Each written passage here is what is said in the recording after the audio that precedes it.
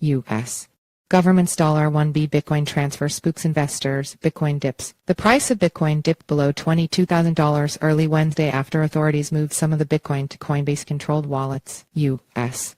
Authorities transferred $1 billion worth of Bitcoin BTC recovered from a dark web hack to new wallet addresses, including one owned by Coinbase, on Wednesday, stoking investor fears that intense sell pressures could drive down the token's price. Authorities moved the Bitcoin in 3 transactions, according to data from blockchain security firm PeckShield. Nearly 10,000 Bitcoin were sent to Coinbase-controlled wallets, while roughly $41,000 tokens were directed to government-controlled wallets. PeckShield published its findings on Twitter early Wednesday, and investors were quick to notice. In the hours after the report's release, investors expressed their fears that authorities would sell the recovered Bitcoin on the open market, potentially tanking the price of Bitcoin, which has recovered from its 2-year low of roughly $15,500 in November. The concerns caused Bitcoin's price to dip roughly 2%, pushing it below $22,000. An open market sale would be a departure from authorities' past handlings of seized digital assets. The government usually sells seized assets at auction. In 2014 and 2015, the government auctioned off Bitcoin seized from the owner of virtual black market platform Silk Road.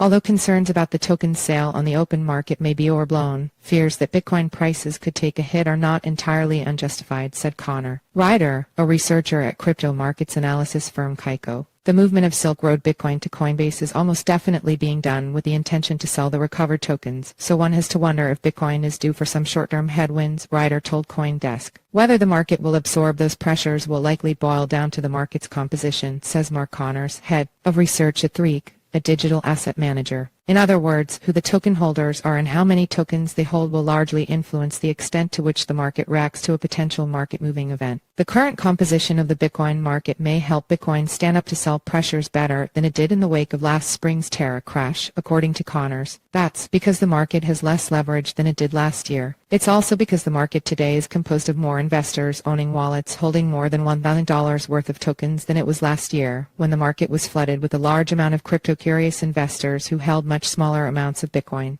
There should be a quicker bounce back if there's sell pressure, given the larger amount of push in the market today compared with the weaker hands and greater leverage that characterized the market a year ago. Bitcoin's price may still move as the government reveals its plans for the recently transferred Bitcoin. However, many things about the government's plans for the tokens remain unknown. It remains unclear if authorities will auction off the Bitcoin. It is also unclear if the government will consolidate the assets at some point.